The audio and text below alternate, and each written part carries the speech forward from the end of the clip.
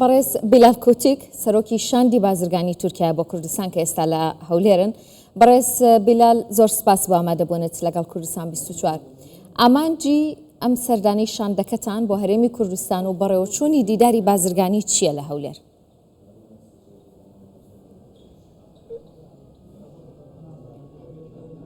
Evet, çok teşekkür ederiz. Öncelikle Kuzey Irak'ta Heremi Kurdistan ema spasi barpristani herem deken ka emeyan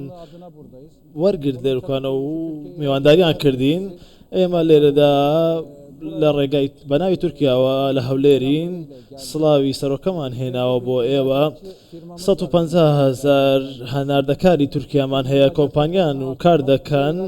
ئەمە ئامانزمانە ئەم کۆمپانیان زیاد بکەین لەگەڵ هەرێمی کوردستاندا لەگەڵ 21 کۆمپانیادا لێرین ئێمە گوتت 150,000 هەناردەکار لە تورکیاوە کەواتە قەبارەی بازرگانی نێوان هەرێمی کوردستان لەگەڵ تورکیا لە چه ئاستێکدایە؟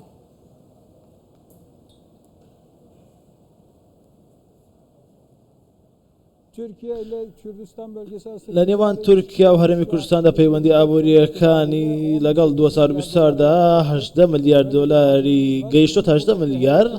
ئەمە ئامانزی ئێمەیە کە ئەم قەبارە بازرگانیە زیاتر بکەین ئێمە وەکو کۆمپانیاکان چەندین کۆمپانیاکانی تورکیا کۆمپانیا بەناوبانگەکانی تورکیا و کۆمپانیاکانی تایبەت بە کاشی و ئاسن و چەندین بواری دیکەی بیناسازی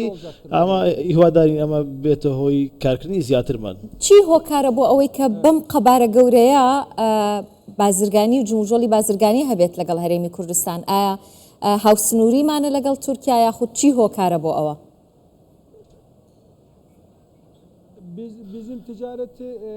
ئێمە ئامانچی سەرەکی بازرگانیەکانی نێوانمان بۆ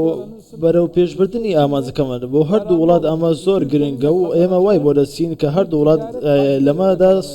سوود دەبینین ئێمە ئامانزمانە زیاتر پەرە بەم پەیوەندیانە بدەین لە چەندین کۆمپانیاکان لە کۆمپانیاکانی تایبەت بە بوارەکانی ئاسن و مەڕمەڕ و چەندین بواری دیکەی بیناسازی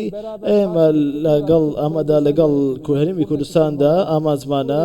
ئەم کۆمپانیانە بێهینە هەرێمی کوردستان و زیاتر پەرە بە پرۆسەکە بە پرۆژەکە بگەینین لەم نێوەندەدا ئێمە ئومێدەوارین کە پەیوەندەکانمان زیاتر بەهێز بێ و پەیوەندێکی زۆر باشیشمان لەگەڵ کۆمپانیەکان هەیە زۆر سوپاسیان دەکەین بە شێوازێکی زۆر جوان پێشوازیان لێکردین هیوادارین کە بازرگانێکی باش بەرە و پێش ببین هیوادارین بێتەمای خێر بۆ هەردوو لامان ئێمە ئامانزی تاکە سەرچی ئامانزمان بازرگانی و لەگەڵ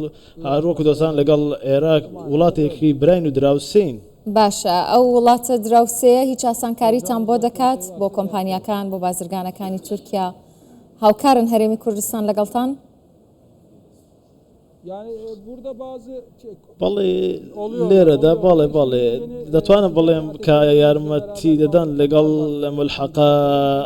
بازرگانەکانمان کۆبووینەوە و لەم نێوەندەدا ئەوانیش دەیانێت پاڵپشتیمان بکەن لەگەڵ وڵاتانی دیکەی دراوسێش لە ڕێگەی عێراقەوە دەمانەوێت بازرگانەکانمان پەرە پێ بدەین هیوادارین کە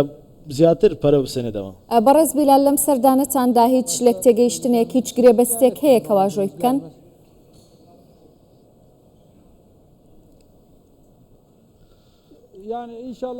بەڵێ پشتیوان بەخوا ئەو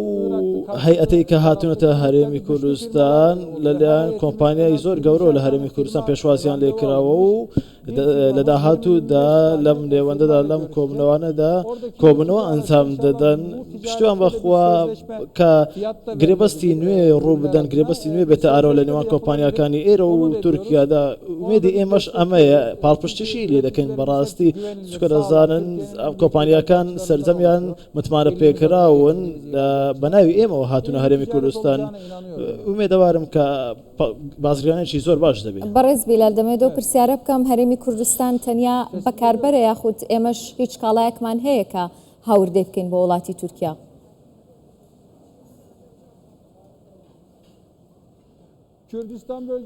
هەرێمی کوردستان باڵەبەرە لە عێراقیشەوە کاڵا هەناردەی تورکیا دەکەن چەندین بەرهەم هەناردە دەکەن ئێمە لێرەدا ئامانزمان ئەوەیە کە bir ürünü direkt بەرهەمێک کە بەرهەمەکانمان ساغ بکەین و لە تورکیاشدا هەرێمی کوردستانیش بە شێوەیەکی زۆر جدی لە بواری بیناسازیدا پێشکەوتووە لەم بوارەدا لە دەزانێت کە هەرێمی کوردستانیش بەرەو پێش چووە لەم بوارەدا دووبارەی دەکەمەوە کە 15 ملیار بۆ 8 ملیارە پەیوەندیەکانمانە ئامازی ئێمە ئەم ژمارەیە زۆر زیاتر بکەین و قەبارەی بازرگانیەکانمان بۆ هەردوو لا زیاتر بێت. خواست لەسەر چ بەرهەمێکی هەرێمی کوردستان هەیە لە تورکیا بەڕێز کۆتیک؟ Evet.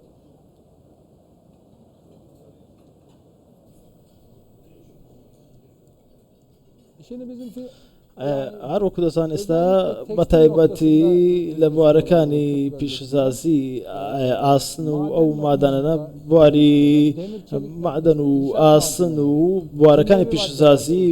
مادە کیمیاییەکان ئەوانە هەموو ئەو بوارانن کە هەردوو لە